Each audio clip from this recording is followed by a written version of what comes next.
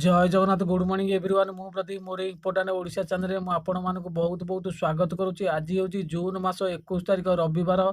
आज दिन में कौन टॉप न्यूज रही मुझे बताइबी वीडियो माध्यम वीडियो टी शेष पर्यटन देखा सहित वीडियो को समस्ते लाइक करूँ। आपण मैंने जदि चैनल को सब्सक्राइब करना आपण मानक छोटिया अनुरोध जल्दी जाइए चैनल को सब्सक्राइब करने सहित पाखे ऑल आइकन को दबाई दिंतु कारण मुझे भी जहाँ अपलोड करी सर्वप्रथम आपण मैंने देखा पाइबे। चलतु आज कौन टॉप न्यूज रही देखि नवा। देखंतु प्रथम अपडेट आज विरल महाजागतिक दृश्य सूर्यपराग दिन 10:20 आरंभ हो अपराह 2:20 जाए बलय सूर्यपराग हेब। मध्याह्न 12:15 रु 12:30 मध्य सर्वाधिक पराग बा संगठित पराग ग्रास करियो बोली तथ्य रही। विभिन्न स्थान में भिन्न भिन्न दृश्यमान हेब बोली तथ्य रही। सूर्यपराग समय खाली आखिरे किंबा दूरबीक्षण जंत्र साहाय्य सूर्यपराग बिल्कुल न देखा वैज्ञानिक माने परामर्श देइछंती। तेबे ज्योतिर्विद सूचना अनुसार सूर्यपराग समय रोषेई आ देवनीति को निषेध करा जाइछि बोली तथ्य रही। 2 नंबर अपडेट आज सूर्यपराग समय यही सब काम बिल्कुल करंतु नाही। केउ काम सब करिवे नाही बिल्कुल भावे मन रखंतु। प्रथम यही समय कौनसी नुआ किंबा शुभ काम करंतु नाही। पराग समय कौनसी प्रकार खाद्य ग्रहण करंतु नाही। घर निर्माण किंबा जानवाहन किणा आदि योजना भी करंतु नाही। यही समय छुंची छुरी कैंची परि कौनसी धारुआ अस्त्र व्यवहार करंतु नाही। यही समय पूजा पाठ करने को बारण करा जायछि। तो पराग समय गछ डाल भांगतु नाही कि कौनसी गछ लगातु नाही बोली परामर्श दिया जायछि। केश विन्यास नख कटा किंबा दांत घषिबा परि कार्य यही समय करंतु नाही। गर्भवती महिला माने बेसी सतर्क रुहंतु।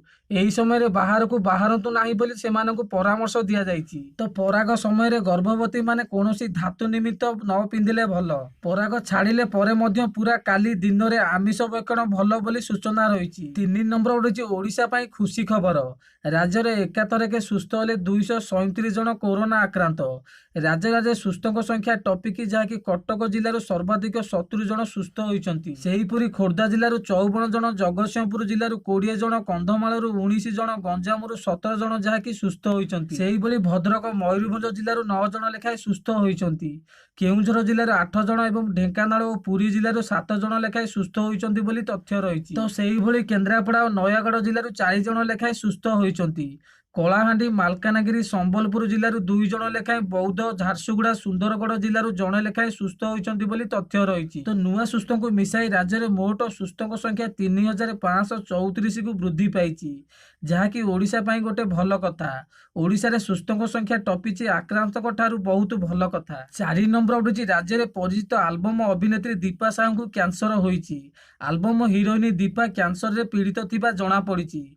कैंसर रे पीड़ित हेबा परे तांकु कैपिटल हॉस्पिटल रे भर्ती करा जायछि। किंतु एबे कैंसर पीड़ित हेबा परे चिकित्सा हेबा पय साजिछि अर्थ बाधक बोली तथ्य रहिछि। पाखरे टंकाटिए नाही चिकित्सा हेबाकू, जहाँकि असहाय समय रे दीपिका फिल्मी जगत रे किछि बंधु तांको कैपिटल हॉस्पिटल आनिछंती। दीर्घ वर्ष हबो दीपा आल्बम जगत रु दूरेई रहितिले। आउ एबे से कैंसर रे पीड़ित थिबा खबर आसीछि तांको फैन मानक पाई, जहाँकि बहुत बड़ दुख खबर बोली सूचना रही। 5 नंबर अपडेट प्रवासी श्रमिक केंद्र सरकार बड़ घोषणा।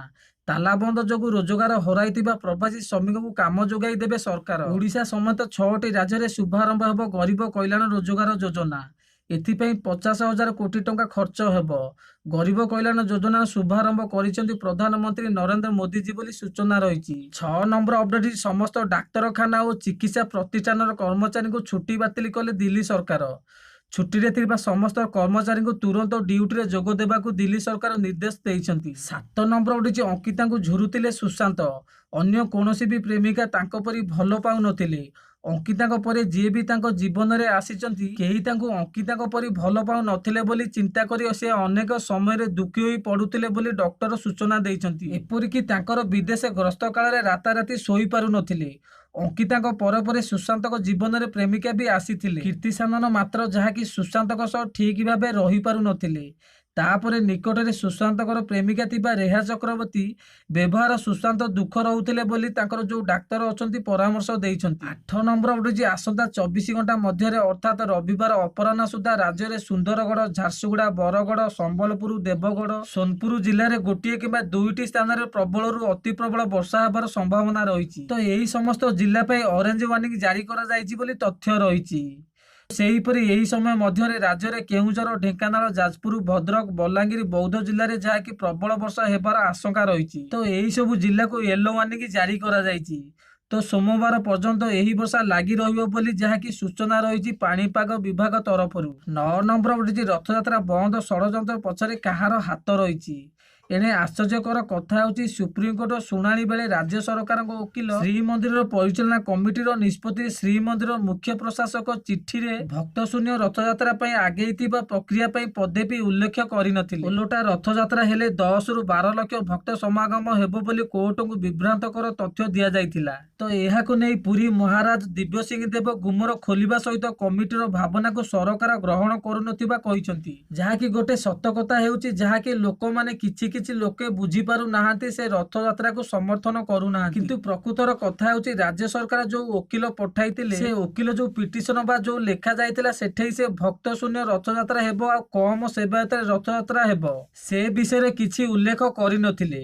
ଓଲଟା ଲେଖିଥିଲେ ଯେ ରଥଯାତ୍ରା ହେଲେ ଅଧିକ ଭକ୍ତ ସମାଗମ ହେବ, ଯାହାକି ସୁପ୍ରିମକୋର୍ଟ ଡିସିସନ ନେଇଥିଲେ।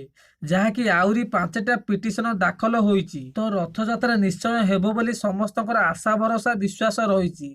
ତ ଦେଖାଯାଉ ସୋମବାର ଦିନ ଯାହାକି ସୁପ୍ରିମକୋର୍ଟ କଣ ପରମିଶନ ଦେଉଛନ୍ତି। ଯାହାକି ମୋର ବି ଯାହା ଭରସା ଅଛି ସେ ଯାହା କରିବେ ସବୁ ଜିନିଷ ଠିକ ଭାବେ ଦେଖି ସାରିଲା ପରେ ରଥଯାତ୍ରାକୁ ନିହାତି ଭାବେ ଗ୍ରାଣ୍ଟେଡ କରିବେ ବୋଲି ମୁଁ ଆଶା କରୁଛି। ଆପଣ ମାନଙ୍କର କଣ ଆଶା ରହିଛି କମେଣ୍ଟ ସେକ୍ସନରେ କମେଣ୍ଟ ନିହାତି କରିବେ। 10 ନମ୍ବର ଉଠିଛି ସୁଶାନ୍ତଙ୍କ ମୃତ୍ୟୁ ପରେ ଟ୍ରୋଲ ହେଉଥିବା ସୋନାକ୍ଷୀ ସିହ୍ନା ଡିଲିଟ କଲେ ନିଜର ଟ୍ୱିଟର ଆକାଉଣ୍ଟ। ଫଟୋ ସେୟାର କରି କହିଲେ ଟ୍ୱିଟରକୁ ଅଲବିଦା କରିଛନ୍ତି। ନେଗେଟିଭିଟିରୁ ଦୂରେଇ ଯିବା ପାଇଁ ସେ ଏଭଳି କହିଥିବା ଜଣାପଡ଼ିଛି। 11 ନମ୍ବର ଉଠେଇଛି ପୁରୀ ରଥଯାତ୍ରା କରିବା ନେଇ ମୁଖ୍ୟମନ୍ତ୍ରୀଙ୍କୁ ଚିଠି ଲେଖିଲେ ଗଜପତି। ରାୟର ପୁନଃବିଚାର ପାଇଁ ସୁପ୍ରିମକୋର୍ଟ ଯିବାକୁ ଚିଠିରେ ମୁଖ୍ୟମନ୍ତ୍ରୀଙ୍କୁ ନବୀନ ପଟ୍ଟନାୟକ ଅନୁରୋଧ କରିଛନ୍ତି। ଗଜପତି ଦିବ୍ୟସିଂହ ଦେବ ଯାହାକି ରଥଯାତ୍ରାର ଏକାଧିକ ଉଦାହରଣ ଲେଖିଲେ ଚିଠି। କୋଭିଡ ନିୟମ ସାମାଜିକ ଦୂରତା ରକ୍ଷା କରି ରଥଯାତ୍ରା କରିବାକୁ ପଦକ୍ଷେପ ନିଅନ୍ତୁ ବୋଲି ରାଜ୍ୟ ସରକାରଙ୍କୁ କହିଛନ୍ତି। ଚିଠି ମାଧ୍ୟମରେ ରଥଯାତ୍ରା ନେଇ ପୁରାଣ ବର୍ଣ୍ଣନାର ଉଦାହରଣ ଦେଇଛନ୍ତି। ଗଜପତି ଏଥିପାଇଁ କେଉଁ ସମୟରେ ରଥଯାତ୍ରା ବନ୍ଦ ହୋଇଥିଲା, କାହିଁକି ବନ୍ଦ ହୋଇଥିଲା ତାହା ମଧ୍ୟ ଚିଠିରେ ଉଲ୍ଲେଖ କରିଛନ୍ତି। ରଥଯାତ୍ରା ନହେଲେ ଅସଂଖ୍ୟ ଭକ୍ତଙ୍କ ଭାବାବେଗକୁ ଆଘାତ ଲାଗିବ ବୋଲି ଏ ଚିଠିରେ କହିଛନ୍ତି ବୋଲି ସୂଚନା ରହିଛି। ଯାହାକି ସେ ମୁଖ୍ୟମନ୍ତ୍ରୀଙ୍କୁ ଚିଠିରେ ଲେଖିଛନ୍ତି ତାଙ୍କୁ ଅନୁରୋଧ କରିଛନ୍ତି ଯେ ସୁପ୍ରିମକୋର୍ଟ ଯିବା ପାଇଁ ଆଗକୁ ଯେପରି ରଥଯାତ୍ରା ନିଶ୍ଚୟ ଭାବେ ହେଉ। ତ ସିଏ ବି ଚାହିଁଛନ୍ତି ତ ସମସ୍ତ ଓଡ଼ିଶାବାସୀଙ୍କ ଏହି ମତ ରଥଯାତ୍ରା ନିଶ୍ଚୟ ଭାବେ ହେଉ, ଯେମିତି ଭାବେ ହେଉ ରଥଯାତ୍ରା ନିହାତି ହେବା ଦରକାର। 12 ନମ୍ବର ଉଠିଛି ଚୀନ କମ୍ପାନୀ ଓ ଚାଇନା ଜିନିଷ ବହିଷ୍କାର ଅଭିଯାନ ଜୋରଦାର ଆରମ୍ଭ ହୋଇଯାଇଛି। ସରକାର ନିଷ୍ପତ୍ତି ନେଇଛନ୍ତି ଭାରତ ଚୀନ ଉପରେ ନିର୍ଭରତା କମ କରିବ ଆଉ ଆତ୍ମନିର୍ଭରକୁ ପ୍ରୋତ୍ସାହିତ କରିବେ। ଏଥିପାଇଁ କେନ୍ଦ୍ର ସରକାର ଇଣ୍ଡଷ୍ଟ୍ରି ଗୁଡ଼ିକୁ କହିଛନ୍ତି ଯେ ଯୋଉ ଜିନିଷ ଗୁଡ଼ିକର ଲିଷ୍ଟ ତିଆରି କରନ୍ତୁ ଯାହାକି ଚୀନରୁ କିଣା ଯାଉଥିଲା ବାଛି ବାଛି ଚାଇନିଜ ଜିନିଷ ହୋଇଯିବ ବ୍ୟାନ୍। ସରକାର ତିଆରି କରୁଛନ୍ତି ଲିଷ୍ଟ ବୋଲି ତଥ୍ୟ ରହିଛି। ଏହି ସବୁ ଆଜିର ଟପ୍ ନ୍ୟୁଜ୍ ଥିଲା। ଭିଡ଼ିଓଟି ଭଲ ଲାଗିଥିଲେ ଭିଡ଼ିଓକୁ ସମସ୍ତେ ଲାଇକ୍ କରିବେ। ଏଇଭଳି ଇମ୍ପୋର୍ଟାଣ୍ଟ ଇନଫର୍ମେସନ ସର୍ବପ୍ରଥମେ ପାଇବା ପାଇଁ ମୋର ଇମ୍ପୋର୍ଟାଣ୍ଟ ଓଡ଼ିଶା ଚ୍ୟାନେଲକୁ ସବସ୍କ୍ରାଇବ କରିବା ସହିତ ପାଖରେ ଥିବା ଅଲ୍ ଆଇକନକୁ ଦବାଇ ଦେବେ। ରହିଲି ନମସ୍କାର, ଜୟ ଜଗନ୍ନାଥ, ଜୟ ହିନ୍ଦ।